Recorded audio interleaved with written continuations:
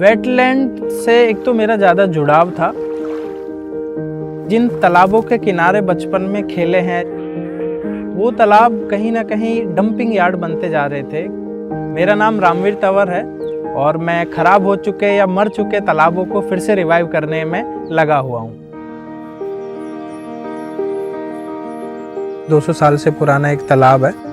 पहले काफ़ी सुंदर हुआ करता था, लेकिन अभी ना तो तालाब में पानी है, कोई इनलेट तो है लेकिन उस इनलेट से तालाब में पानी नहीं आता है क्योंकि वो बहुत गंदा है।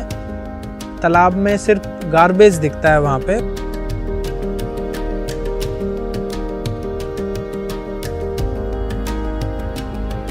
तो इसलिए क्लीन ड्राइव का एक आइडिया आया, फिर तालाबों को रिवाइव करना शुरू किया। सबसे बड़ा चैलेंज तो था कि लोगों को विश्वास दिलाना कि हाँ, हम इसे कर सकते हैं। धीरे धीरे मदद जुटना शुरू हुआ, लोगों ने सपोर्ट करना शुरू हुआ।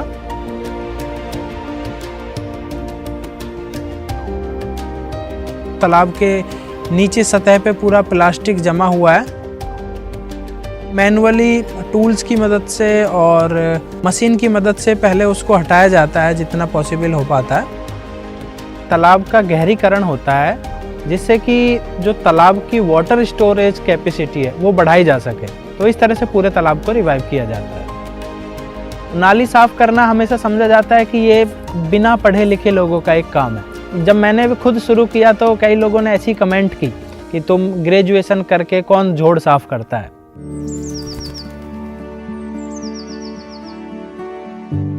कुछ तालाबों को पूरी तरह से रिवाइव किया गया है, जैसे चौगानपुर तालाब है। इस तालाब को रिवाइव करने में हमें करीबन 9 महीने लगे थे।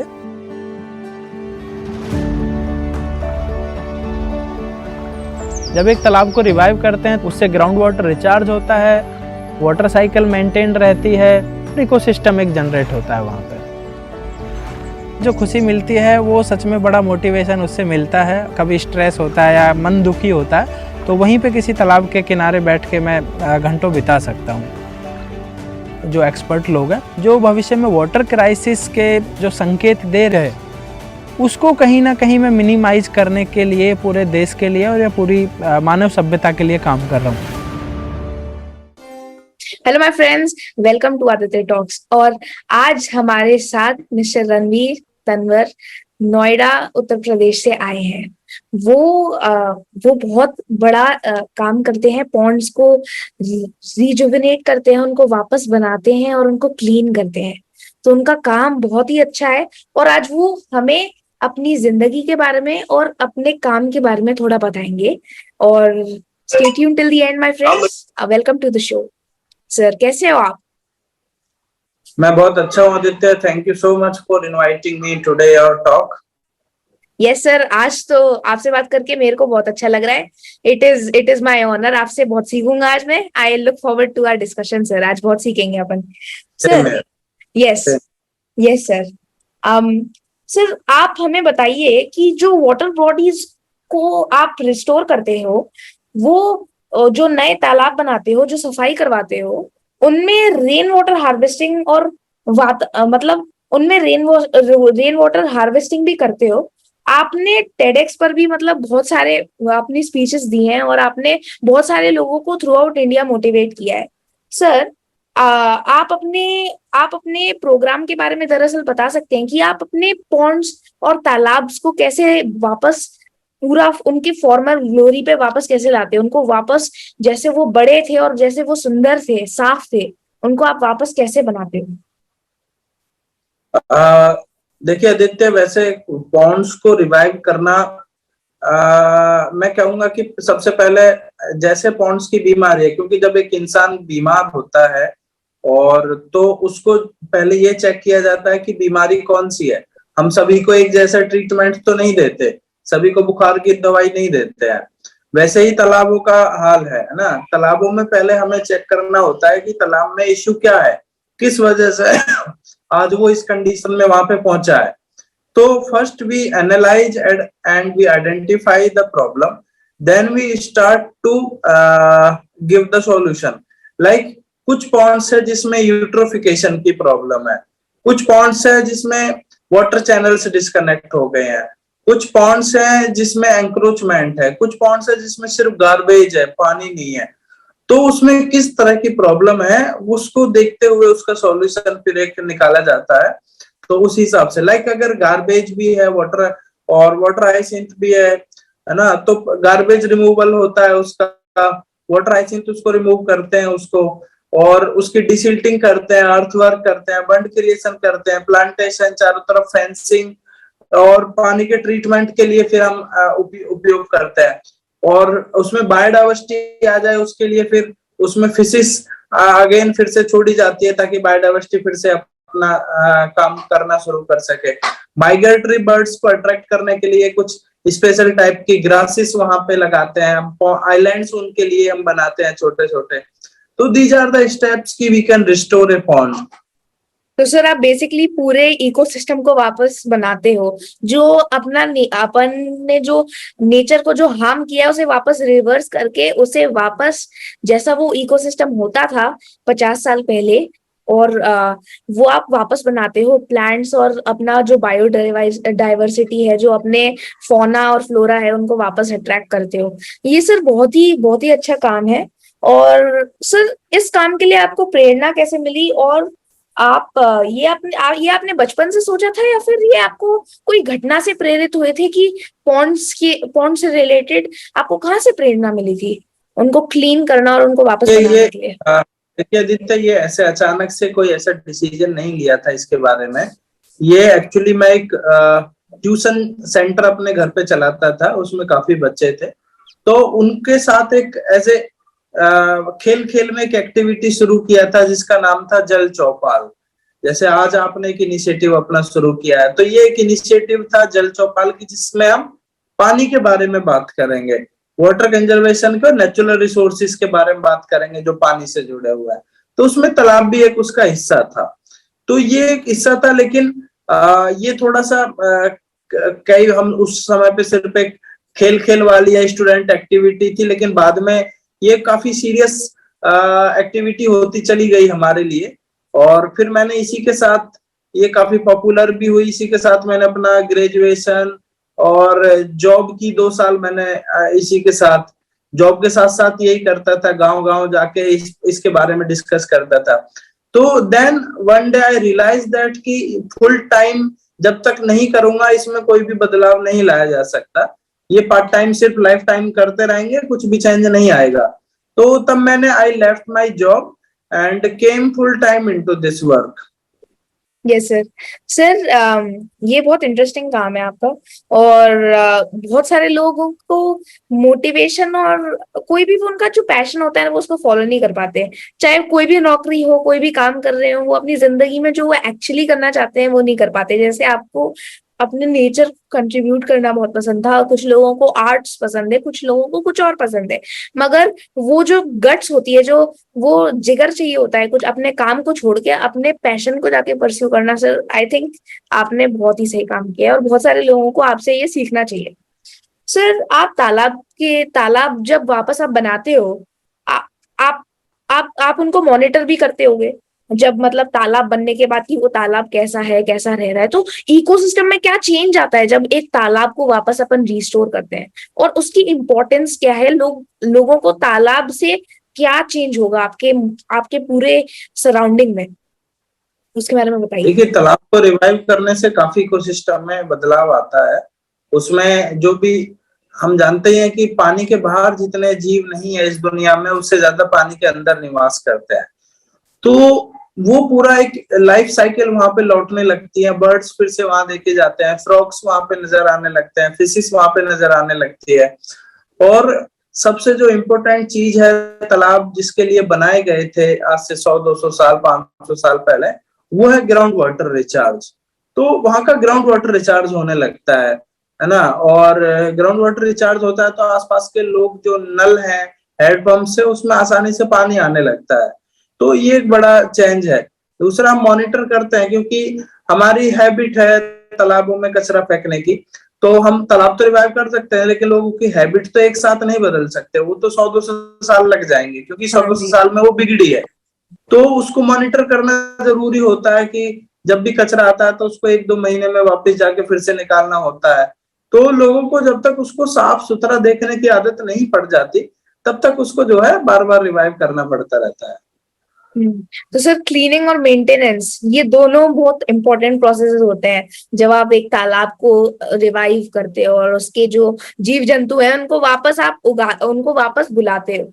सर सर आपने जो सेवा सेवा परम धर्म है, जल की सेवा आपने, मतलब वो तो सबसे बड़ी चीज होती है। सर आप हमें, सर जैसे अपन, मैं पहले आपके बारे में बात कर रहा था, नौकरी छोड़ने के लिए और अपने काम को छोड़ने के लिए बहुत ज्यादा हिम्मत सी होती है। सर आपकी जिंदगी में आपको ये जुनून कहाँ से आया?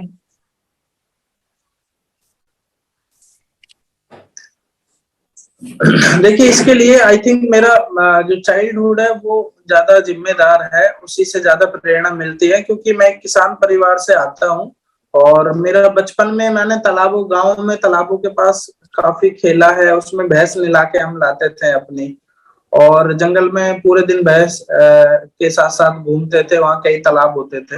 लेकिन हमने देखा है कि वो जो तालाब जिसमें हम नहाए हैं आज वो एक डंपिंग यार्ड बन गए हैं या वो बनते जा रहे हैं। तो वो एक थोड़ा सा दुख की बात है हमारे लिए, और फिर से उस काम से जुड़ना और उस काम को करना हमारे लिए एक तरह से जरूरी हो गया, तो वहीं से प्रेरणा भी मिली थी। हाँ जी सर। सर आपने पहले थोड़ी देर पहले मेंशन की थी एक चीज, जल चौपाल के बारे में, जो आप ट्यूशन चलाते थे और उसमें आप एक छोटा सा इनिशिएटिव आपने चालू किया था, और जल चौपाल अब से अर्थ बन गया है। आपने इतने छोटे प्रोग्राम से अब आपने इतना बड़ा प्रोग्राम बना दिया है। सर आप उसके बारे में थोड़ी जानकारी दे सकते हैं कि वो प्रोग्राम का इनिशिएटिव क्या है और वो कैसे मैनेज करता है अपने पॉन्ड्स और अपने तालाबों को, और उनको क्लीन कैसे? जल चौपाल, देखिए जल चौपाल का अगर हम हिंदी मीनिंग देखें तो, इंग्लिश मीनिंग देखें तो वो है water meeting. Jal Chaupal is nothing but a meeting जिसमें हम वाटर रिलेटेड इश्यूज को डिस्कस करते हैं, है ना, जिसमें हम पुराने लोगों से पूछते हैं कि उनके समय में वाटर बॉडीज की कैसी हालत थी, अब नए लोगों से पूछते हैं, उन दोनों का इंटरेक्शन कराते हैं, ताकि हमारी नई पीढ़ी को ये ना भ्रम हो जाए कि तालाब गंदे ही होते हैं, है ना। हम उनको उन लोगों से मिलाते हैं जब तालाब, जिन्होंने तालाब को साफ सुथरा देखा है, तो ताकि उनको महसूस हो कि तालाब पहले इतने सुंदर थे लेकिन अब नहीं है। तो ये हम एक करते हैं, जल चौपाल का ये उद्देश्य है कि हम जो है इस हाईलाइट करें इस तरह के इशूज को, अदरवाइज नई पीढ़ी को लगेगा कि ये चीज ऐसी ही होती है। हाँ जी। तो सर ये बहुत इंटरेस्टिंग चीज है, क्योंकि आजकल की जनरेशन सोचती है कि तालाब मतलब नाला, और गंदगी से एसोसिएट हो गया है ये चीज। और ये बहुत इंडस्ट्रियलाइजेशन और अपन घर बनाना और ये सारी चीजें, बहुत सारी फैक्टर्स इन्फ्लुएंस करते हैं। पहले खुली जमीन बहुत होती थी, आजकल खुली जमीन शहर के बीच में मिलना बहुत ज्यादा रेयर चीज होती है, और तालाब भी इंडस्ट्रियलाइजेशन और अपने घर बढ़ने के इफेक्ट में बहुत ज्यादा उनने सफर किया है। तो ये तो आप बिल्कुल सही काम कर रहे हैं कि अवेयरनेस फैलाते हैं। और जब आप तालाब साफ करते हैं तो सर घृणा नहीं होती आपको? आपको ऐसा नहीं लगता कि आप क्यों साफ कर रहे हो? आज सफाई के बारे में बात तो बहुत सारे लोग करते हैं अपनी, जब भी आप किसी के घर पे जाते हो वो सब लोग बात करते हैं कि नेचर इंपॉर्टेंट होता है, बहुत साफ करना चाहिए, लेकिन वो साफ नहीं करते, वो इनिशिएटिव नहीं लेते। सर आपको इस प्रोसेस में आपको क्या दिक्कतें आती हैं तालाब को साफ करते करते? देखिए, दिक्कतें तो बहुत है। सबसे पहले तो लोगों को उससे जोड़ना, लोगों को ये समझाना कि तालाब हमारे लिए क्यों जरूरी है, क्योंकि उनके लिए तो सिर्फ एक गड्ढा या नाला हो गया है, उसको साफ भी नहीं करना चाहते अब। और उनको ये विश्वास दिलाना कि हम क्यों कर रहे हैं, क्योंकि लोग सोचते हैं कि इनका कुछ लालच होगा, इनको इससे बहुत करोड़ों रुपए मिल जाएंगे, है ना, और ये हमको नहीं देना चाहते उसमें से हिस्सा। तो उनको ये समझाना कि ये जो है आपके बेहतरी के लिए ही किया जा रहा है, ऐसा, इसमें आपको भी कंट्रीब्यूट करना चाहिए। तीसरा, फाइनेंशियल फंड्स जुटाना उसके लिए, क्योंकि जब कोई भी करते हैं तो मशीनरी, मैन पावर, बहुत सारी चीजें चाहिए और सभी के लिए पैसा भी चाहिए। तो एक चाहे वो डोनेशन से या कॉर्पोरेट से, गवर्नमेंट से, जहां से भी वो फंड आए, उसके लिए फंड जुटाना एक बड़ी चुनौती होती है ना। और दूसरा, लोगों को ये बाद में उसको सेल्फ सस्टेनेबल बनाना, ताकि वो जो है बाद में भी क्लीन रहे, ना कि अभी 2 महीने बाद फिर से वैसा हो जाए।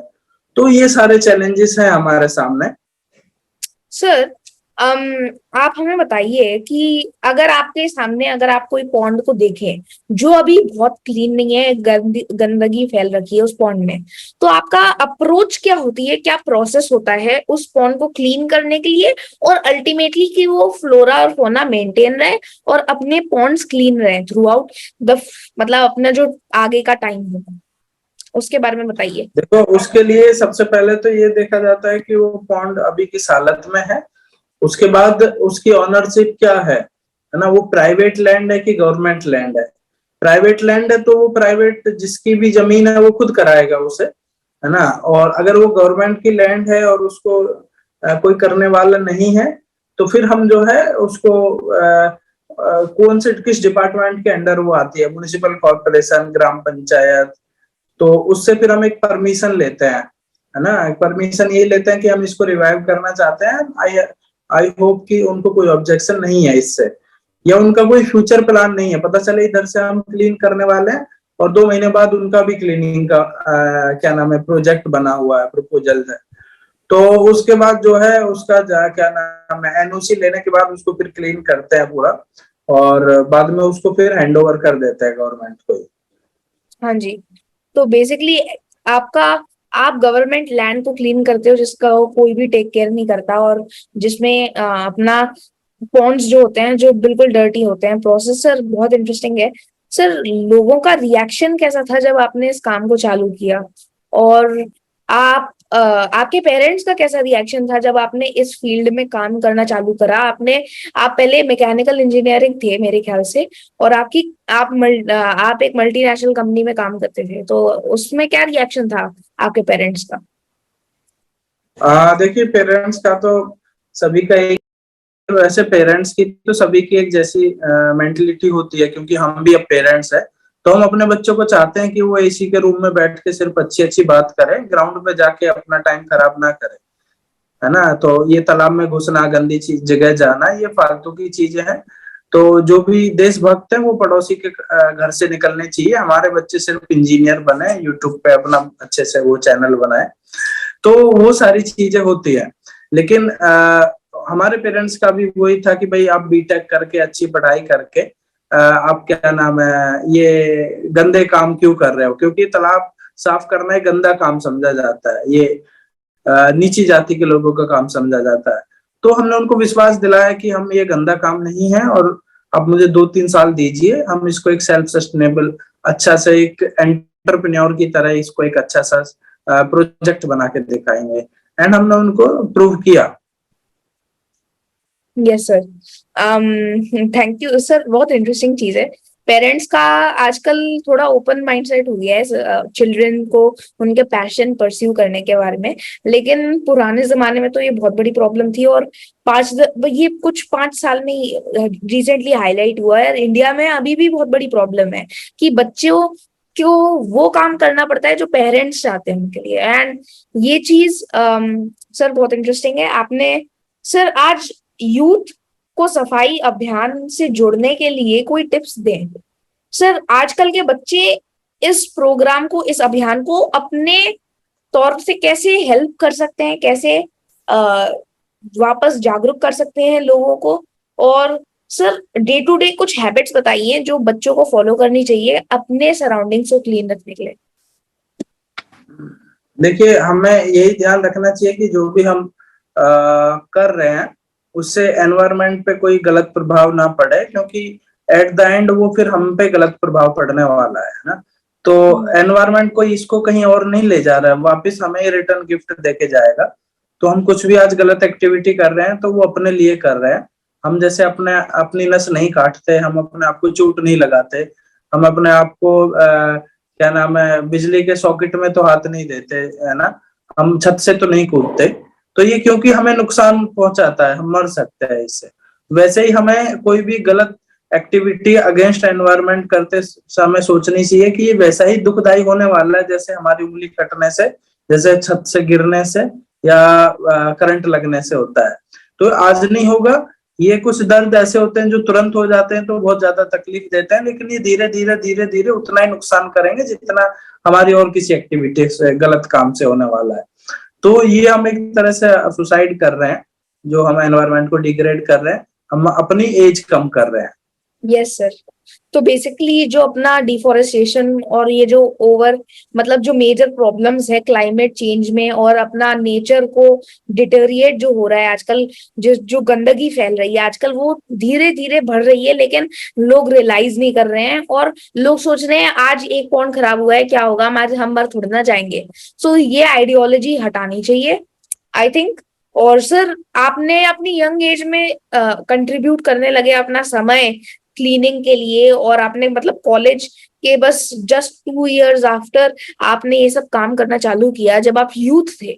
तो आजकल के यूथ आपको कैसे सपोर्ट कर सकते हैं इस प्रोग्राम में और कैसे वॉलेंटियर कर सकते हैं आपको, मतलब आपको हेल्प कैसे कर सकते हैं तालाबों को क्लीन करने में और अपना अपने देश के लिए कुछ काम करने के लिए?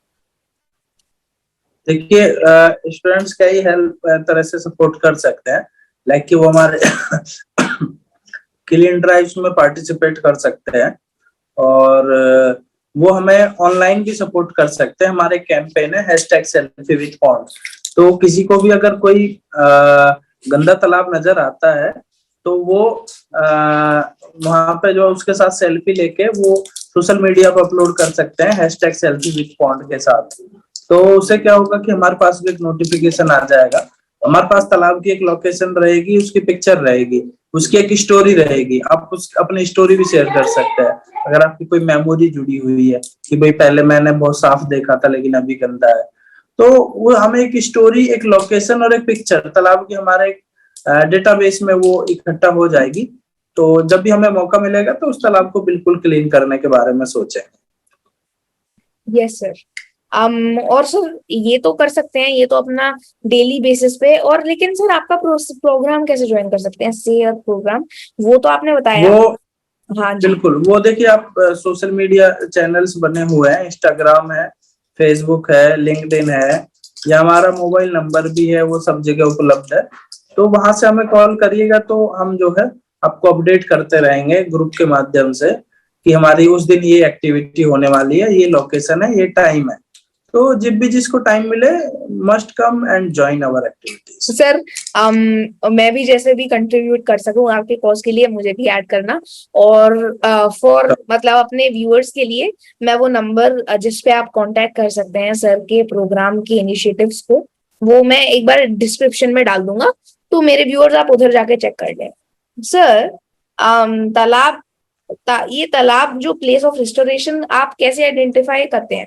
आप आपको कौन इन्फॉर्म करता है कि ये तालाब अनक्लीन है? मतलब लोकल लेवल पे तो आप जानते होंगे कि इस शहर में ये तालाब खराब है, मगर एज नेशन लेवल पे आप कैसे आइडेंटिफाई करते हैं कि कौन से पॉइंट्स क्लीन करने हैं, कौन से पॉइंट्स नहीं करने हैं?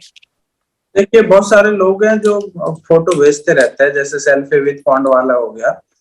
तो बहुत सारे ग्राम प्रधान है, गवर्नमेंट ऑफिसर्स है या वॉलंटियर्स है, तो वो फोटो लोकेशन भेजते रहते हैं, फोन करते हैं, रिक्वेस्ट करते हैं अपने गांव का तालाब साफ करने के लिए। तो वहीं से यही सारे इंफॉर्मेशन के सोर्स है। हाँ जी।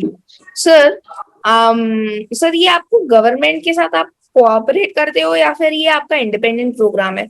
गवर्नमेंट आपको कोई तरीके से फंड करती है या फिर आप मतलब अपने प्राइवेटली करते हो ये सबको अपने?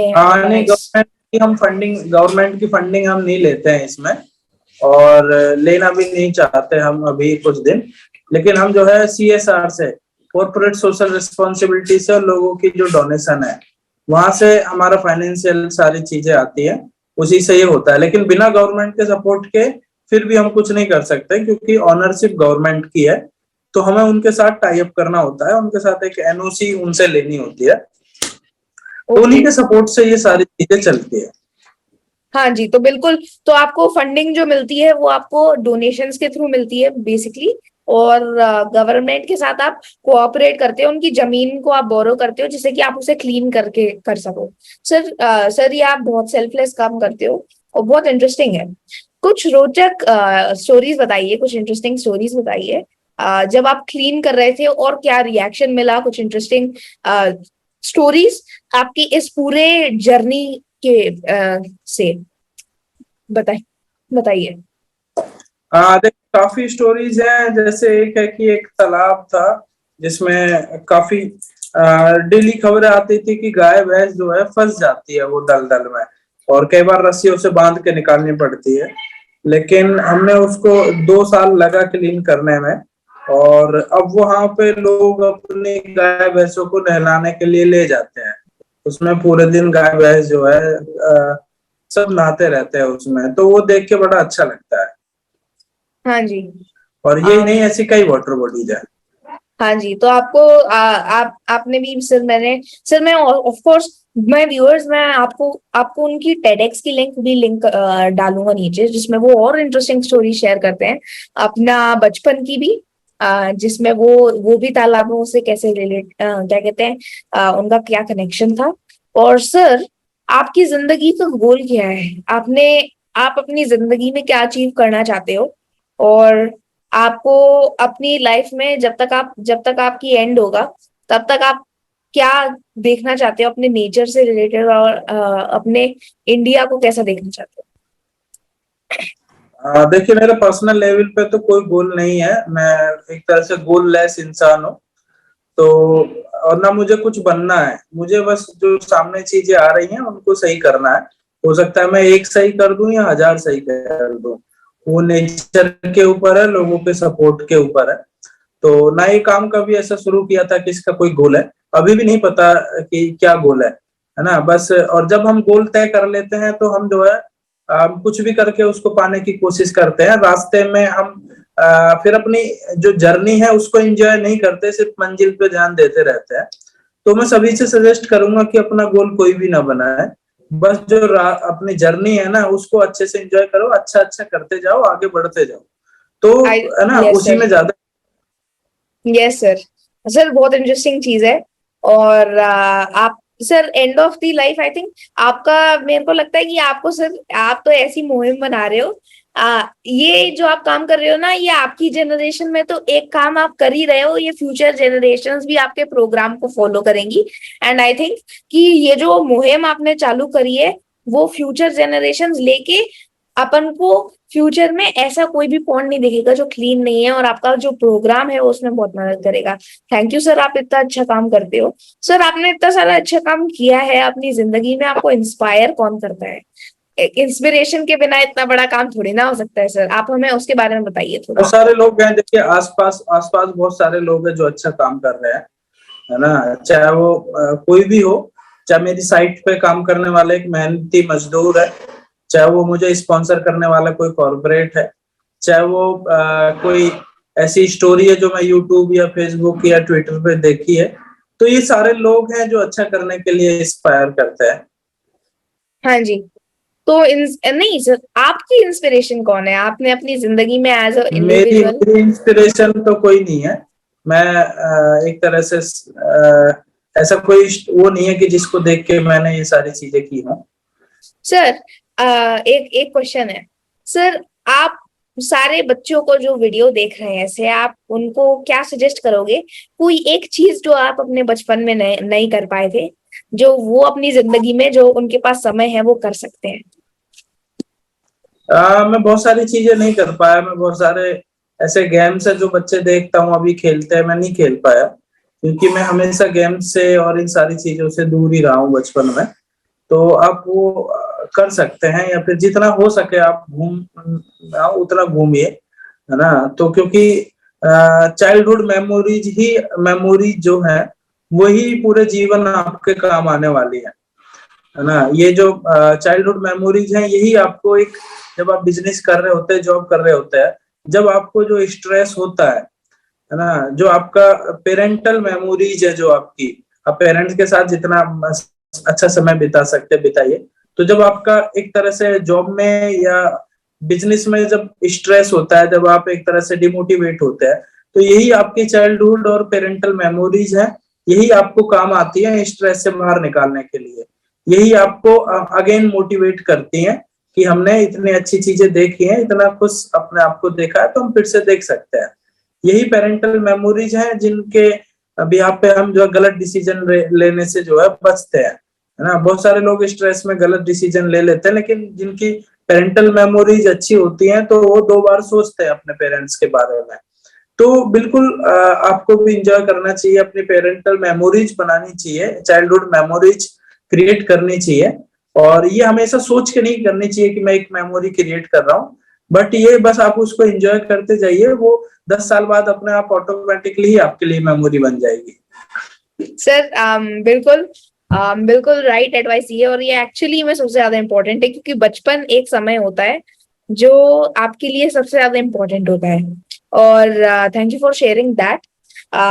मैं भी सर अपनी लाइफ में जो भी है, बचपन एक टाइम होता है जिसमें आपके पास आपका जो है एटीट्यूड और आपका जो माइंडसेट होता है वो बनता है।